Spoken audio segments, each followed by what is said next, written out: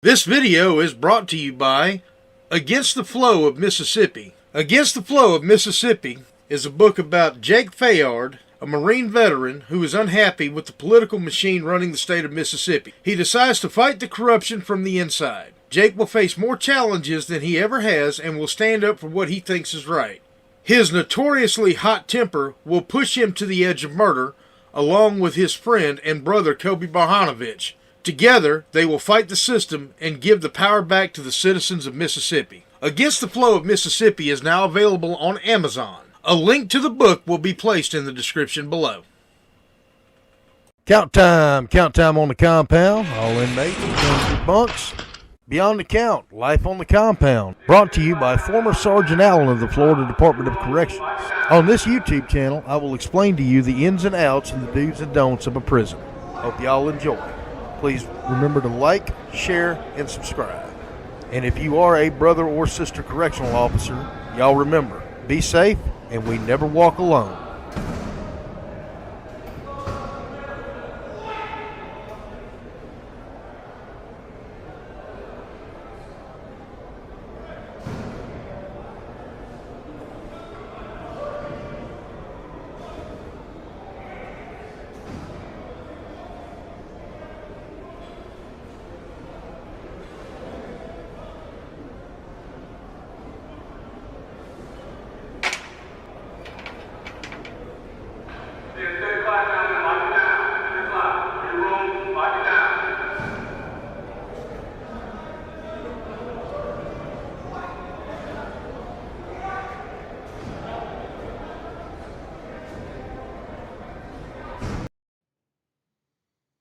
In my last video, I did a segment on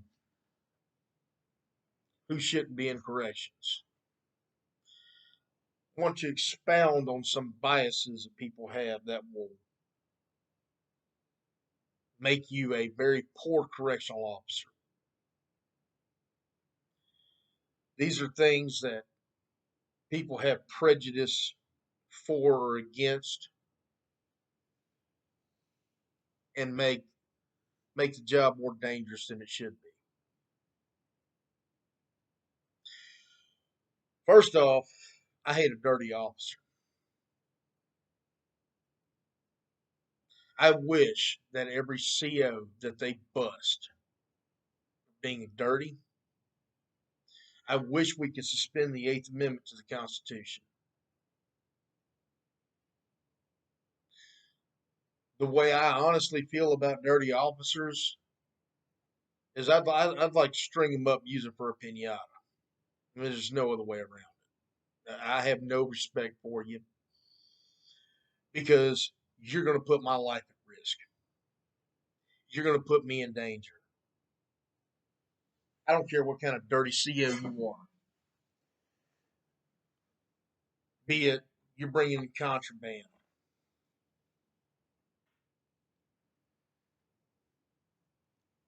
You have unnecessary uses of force.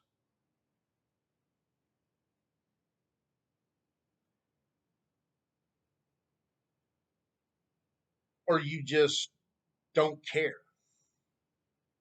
You plant things on inmates. You falsify documentation. You're putting me at risk.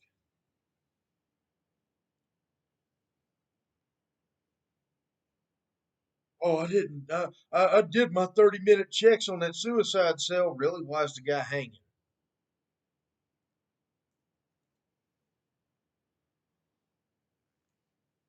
You did a check. Why is he sitting there? And he's been dead for 2 hours and you just caught him. But you do your check every 15 minutes, right? You didn't see him hanging himself with a shirt.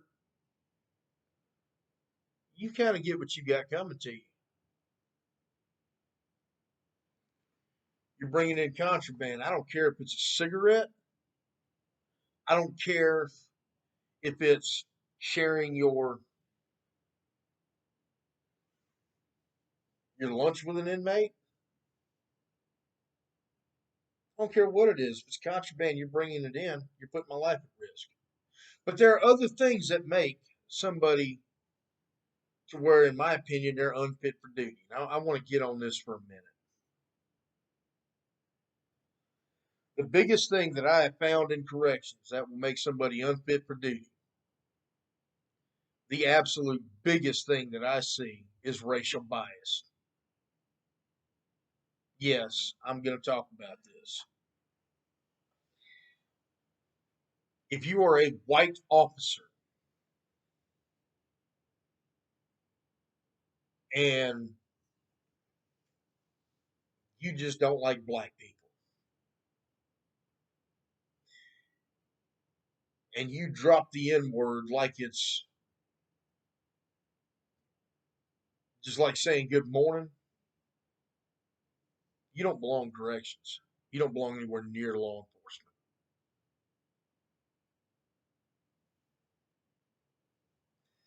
You're thinking that, man, there ain't nothing in there but a bunch of insert your own racial slur, and I'm going to make those insert your own racial slur do exactly what I said because I'm a redneck and I can do that. You're a piece of shit, in my opinion.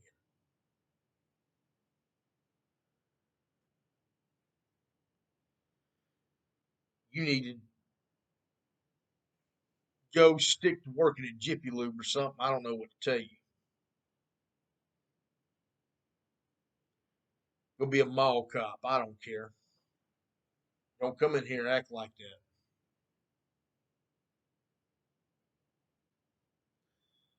I don't see color. I see officer and I see inmate. I don't see color. Don't care about color.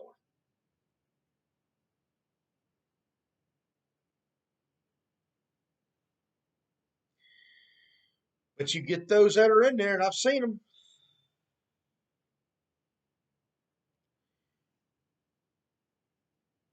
I've also seen it the other way. I've been on the receiving end of racism in corrections by my fellow officers. In fact, I'm going to talk about that. Obviously, obviously, I'm white. Obviously, I'm from the South. I'm, born and raised in South Mississippi and Southeast Louisiana. Um,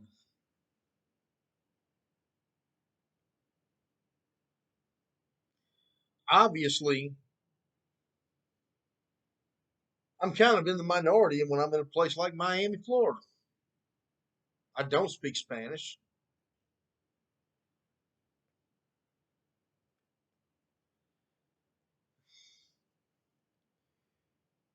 And yes, I am proud of my Southern heritage. I'm not a racist.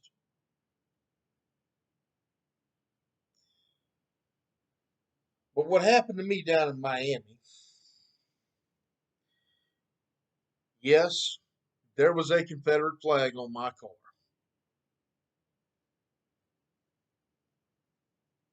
I know that's a touchy subject with some people.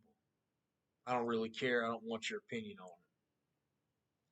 it. I treat everybody the same. I look at everybody the same. I don't care what color, creed, religion. That it matters none to me. I have Christian friends. I have Muslim friends. Oh no, let me back up. I don't have Christian friends. I don't have Muslim friends. I don't have black friends. I don't have white friends. I don't have Hispanic friends. I don't classify my friends like I have friends. What they are in their own walks of life doesn't matter. My friends are my friends.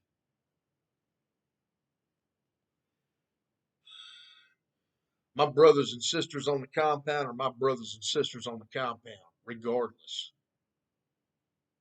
If you wear the uniform, I could hate your guts in the parking lot. But when we get behind that gate, you're closer than my next of kin. And I'm going to treat you that way. I'm going to make sure that you go home every day, and I expect you to make sure I go home every day. And if you have a problem with that, get your ass out. Leave. World needs plenty of bartenders.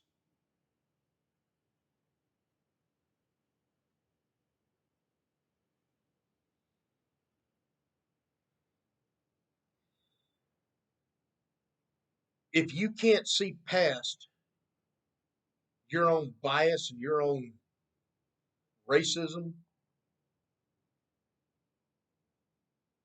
leave. When I had this flag on my car, now the reason that I fly a Confederate flag is because I am proud of my Southern heritage, not because I'm a white supremacist, because I certainly am not.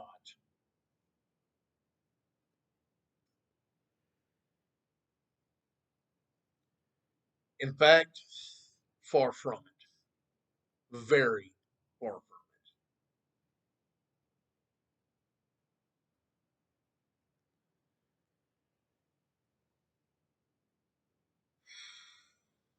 it. Getting aggravated here, so I'm trying to calm down a little bit.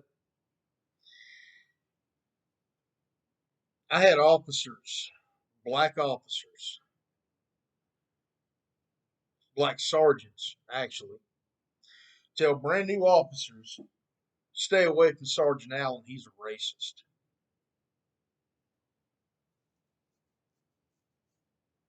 It's pretty bad when I have black inmates who heard this pull the officer aside and say, Sergeant Allen's not a bad guy. He's not a racist. He treats everybody the same.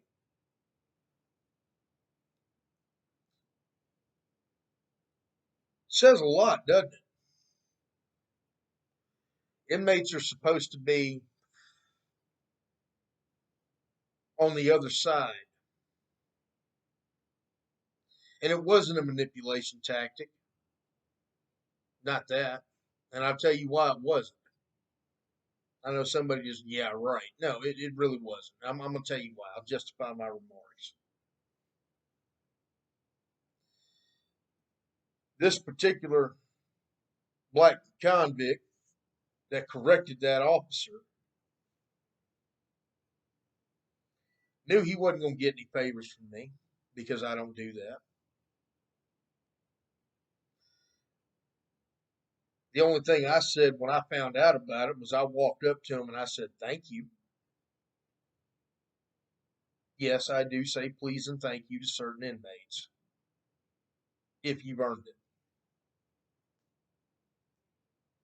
And at first, when I had given order, and I'll do another video on that later, but yes, I do use the words please and thank you to inmates. Makes my job easier. But this particular officer did not like my Confederate flag, and I can understand why. I'm not insensitive as to why some people would find the flag offensive. I certainly do not hold with certain groups, such as the KKK, which is nothing but a bunch of domestic terrorists who misuse and abuse my Southern heritage.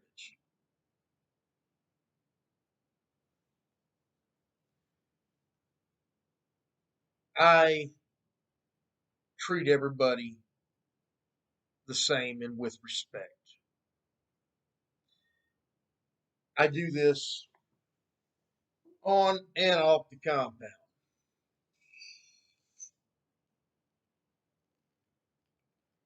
The reason I do it on and off the compound is number one, off the compound is very important. I would say it's just as important as on the compound because, hey, who do I work for?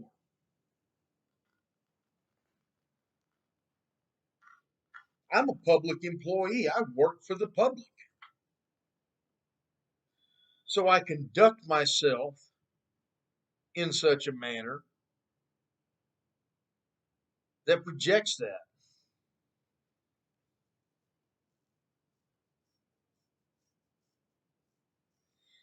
I also understand that if I act unprofessional, in or out of uniform, I'm going to lose my job. And I kind of like my job.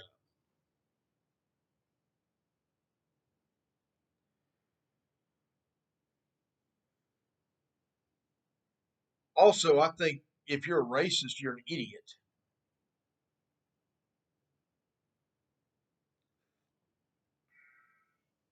You're a closed minded moron. That's what I think of racist. Doesn't matter what your racist, what your race is. If you are racist in any way, shape, or form, you're a fucking idiot. But this same officer who had a problem with my car, my flag, was walking around with a Black Lives Matter pin on her lapel, on her collar.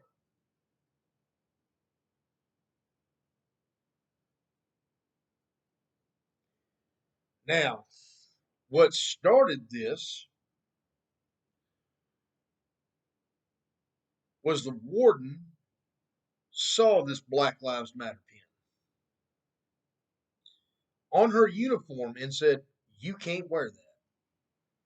You're out of uniform." And he's right.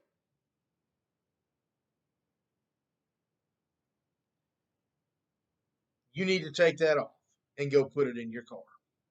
And he's right. I will say that if I was to walk into the compound with a Confederate flag on my uniform, I don't think I should have been told to go take it to the car and go put it up. I honestly feel I should have been fired.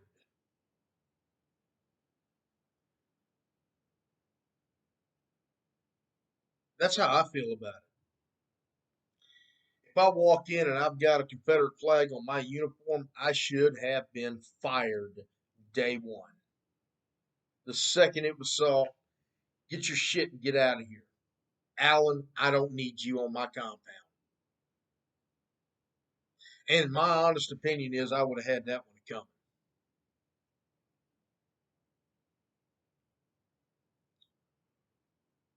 I would have earned that. There would have been no defense for it. Black Lives Matter means different things to different people. To some white people, it means they hate cops and they're black supremacists. Much like to a lot of black people, my Confederate, and a lot of white people too, my Confederate flag means that I'm a racist, which I'm not. So I don't judge people for saying Black Lives Matter. I actually, believe it or not, I think Black Lives Matter has a legitimate bitch. I think they got a legitimate gripe, and I don't support their actions, tearing down statues and defacing property and blocking traffic. I don't support that. But what I do support is their outrage, and I think that there is a lot of legitimacy to what they're pissed off about. I'm not insensitive to that. I'm honestly saying that, yes,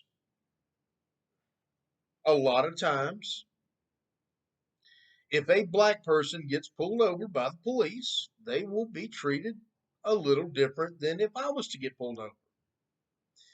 I will admit that. And that is their bitch.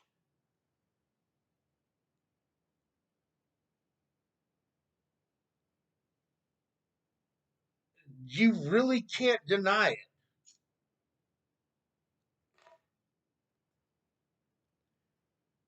You can't look and tell me that driving while black is not a thing. So I understand the premise behind Black Lives Matter. But what I don't agree with is putting it on your uniform and coming to work with it when you work at a prison or for any kind of public service.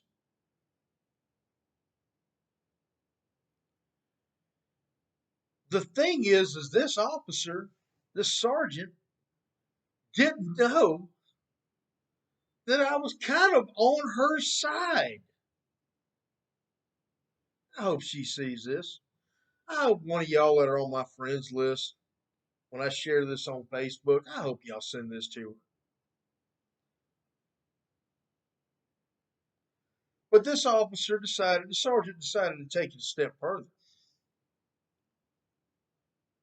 I was living on state property when I was in Miami. I was living on the grounds of the institution, in staff housing. I drove a white 2005 Ford Crown Vic LTD. Or excuse me, wasn't LTD. Ford Crown Vic. It was a retired West Palm Beach County, I'm sorry, Palm Beach County Sheriff's Department car. I had my flags on. This lady decided she was going to drive to my house while I am off the clock. Take her phone out. Snap, snap, snap, snap, snap. Look at this. I can't have my Black Lives Matter pin, but he can have all this on his car. Well, that's my car. I paid for that. I can do what I want with it. My property. I paid for it. I pay the insurance. I pay the gas. I pay the car payment. It's not that I wanted to be an asshole. And then she posts it on Facebook and Instagram and says something about how she was told she couldn't have her Black Lives Matter pin, but I could have this.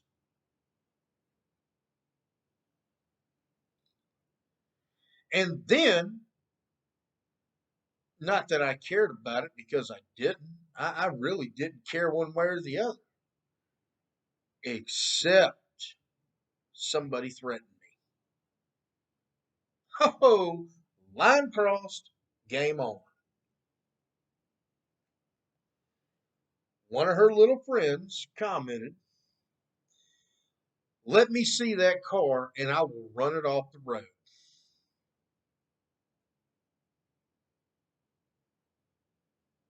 I think I still have the screenshots. I'm not going to include them in the video, but I think I still have the screenshots. Now, because I don't respond to threats and because of her unprofessional conduct, I was forced to react. My reaction was very simple. I called the police department out there, had Miami-Dade police come out there and do a incident report. And when I had them do the incident report, I showed them screenshots. Said, "Look, if somebody does run me off the road, I'm going to take that as a threat on my life, and I'm going to respond with lethal force. You know, a 45 ACP is like MasterCard, never leave home without it. Just my opinion." Um, yeah. So if I wound up defending myself because somebody tried to run me off the road on the Tamiami Trail, now I've got documentation to back up why I did it.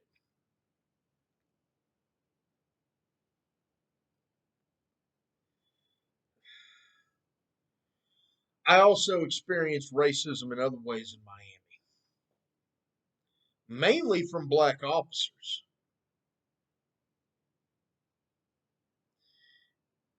People like that have no business in corrections. When I was in other areas,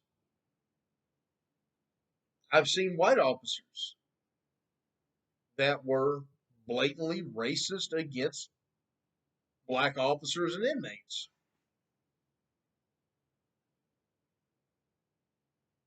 I've seen both sides of it. Every one of them needs to go find another job.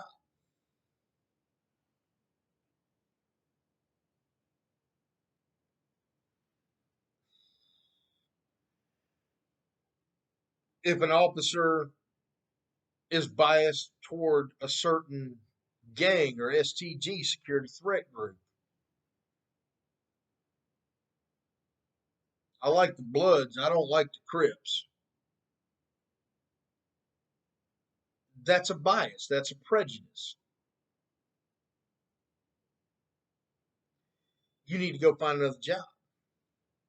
You treat everybody the same, firm, fair, and consistent.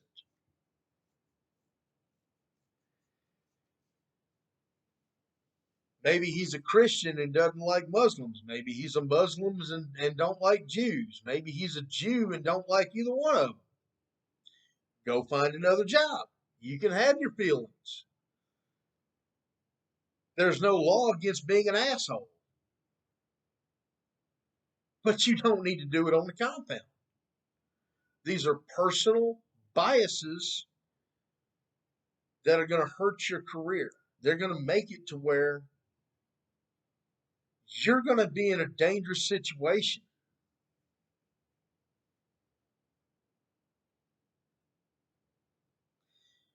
I've heard people sit there and say, I don't like sex offenders. Nobody likes sex offenders. But when it comes to the compound, you can't have that bias. You can't treat the guy. Well, first off, it's none of your business what they're in here for. If you are so low that you're going to get online and look up an inmate to find out what his crime is, and you find out he's a sex offender and you treat him different than the guy that's in here for check forgery, you need to find another job. You don't need to be in here. Nobody likes sex offenders. Inmates don't even like them.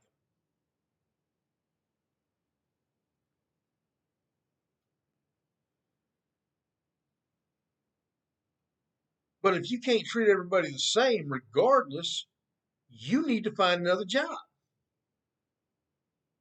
You don't need to be in corrections. Oh, I just don't know if I could treat a sex offender the same as I could anybody else. He's a child rapist. Okay, and he's in prison. Our job is not to punish them while they're in prison. Being in prison is their punishment. We have taken them out of society. We, as the public, have taken them out of society. And we have said, you're not going to do this anymore. We're going to put you somewhere to where we can make sure that you don't do this anymore.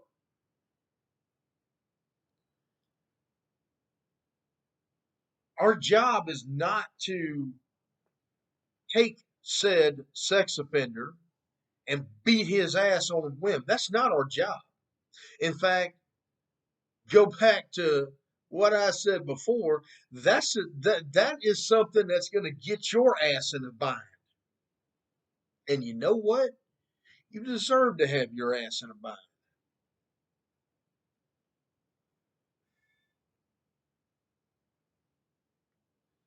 I can treat a rapist the same way. I can treat somebody who raped a 2-year-old child exactly the same as I can somebody who got a third offense DUI or is guilty of check forgery or is guilty of credit card fraud or one of a million minor, a petty drug dealer who got caught with felony weight. Okay, I can treat them all the same. And I have a simple reason why. It's none of my business why they are in prison. And it's none of yours either. Yes, it's public record. Yes, you have the ability to look it up, but you know what? I've got the ability to go and walk down the street and tell everybody I meet to go fuck themselves too, but does it mean I should? No. You treat everybody the same. You treat your officers with dignity and respect, you treat your inmates with dignity and respect. And if you can't do that, you have a problem. And you're going to have a bigger problem. In fact, you're going to create more problems for yourself than you know what to do with.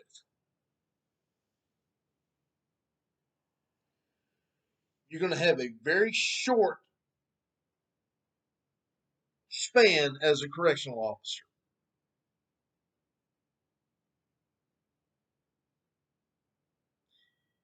And to be honest with you, you shouldn't have been there to begin with.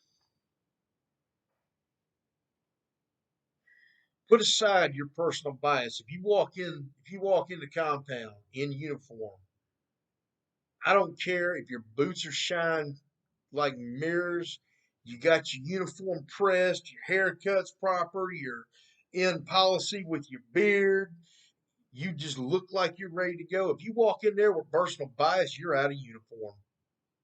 You are violating uniform policy. You take that shit off and you leave it in the car. And I'm going to tell you right now, call me a snitch if you want to. But when I hear an officer using racial slurs one way or the other on the compound, I will write an incident report because it's wrong. We're at a place of work. We work for the public. We need to be, we need to do better. We need to be better. We need to set the example. We may be the only positive influence in some convict's life.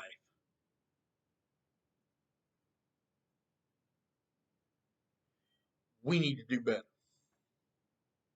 We need to set the example. When I walk into a housing unit, you know what I call the inmates? I don't call them inmates. I don't call them convicts. I don't call them pieces of shit. I call them gentlemen. And there's a reason for that.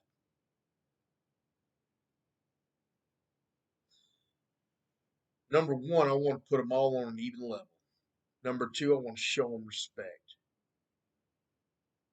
I'm not saying I'm going to kiss their ass because I'll never kiss a convict's ass. Ever. The day you hear that I kissed a convict's ass is the day somebody's lying.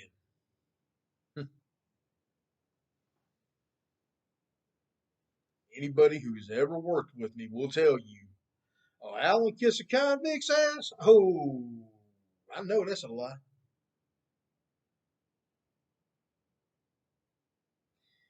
I'm not for it. I'm not with that program. But I'm going to treat them with respect. I'm going to treat my fellow officers with respect. And I'm going to display the respect because I expect to receive the respect back. This particular officer that I was talking about down in Florida, I gave her respect, even after this.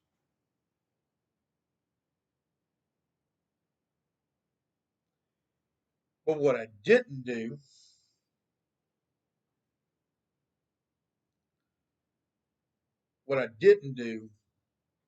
is treat anybody any different. There is quite a few officers that will tell you, I'm not going to treat you different. I don't care what you've done. I don't care what your color is, what your religion is. During Ramadan, when I see a bunch of Muslim inmates that get their Ramadan, I'm not Muslim, I'm Catholic. You know what I say to them? Morning, gentlemen. Salam alaikum. Why do I do that? I do that because it's respectful. I don't have to. I could say, All right, y'all, let's go. I could be an asshole. But why? It makes your job hard. If you go looking for trouble, not only are you going to find it, you're supposed to find it. But if you treat everybody with respect and put your personal biases aside, and I'm not going to lie, I'm not going to lie. I honestly, because of Islamic terrorism and Islamic jihad, I really didn't think coming into corrections years ago that I could treat somebody with a kufi the same as I could somebody with a cross. But I realized I could. And I give respect and I get respect.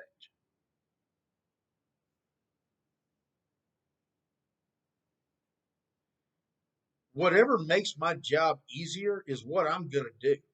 I didn't say I'm lazy. It doesn't mean I'm going to, just do the bare minimum. The minimum is not good enough. But if I can make my job a little easier and build some rapport with some inmates, gain the respect of my fellow officers, guess what I'm going to do?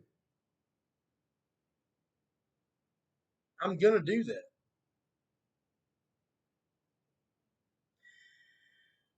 When I take, during Ramadan, the way we had to do it in Florida was we had to escort the Ramadan participants to the chow hall before everybody else. They get their breakfast and they have a special prepared thing. They do their prayer. Um, they'll eat and then they'll go back to the dorm and they cannot eat when the sun's out. Don't really understand why. Again, that's not my religion.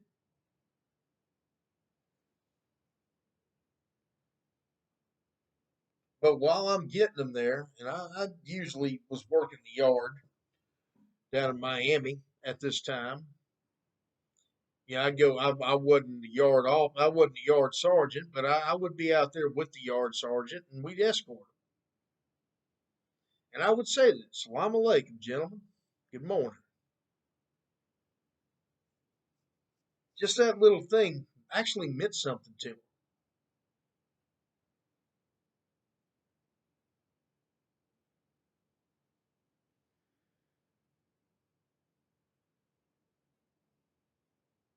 And because I shown that respect to them, of those Islamic inmates, you know how many of them I had a problem with that I was writing up or using force on or, you know, doing any of this? You know how many of them I was doing that to? None. If I go through the night and I don't have to write an inmate up, I don't have to use force on an inmate. I go in, everything's nice, relaxing, everybody's doing what they're supposed to do. That's a win for me. That's a straight up W. I'll take that W all day long and be glad to get it too.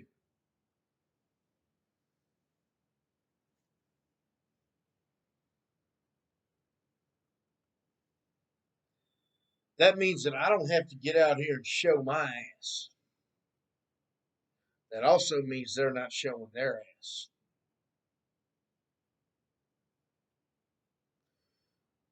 So if you put your personal biases aside, you treat everybody the same, keep everybody on an even level, you're gonna go far.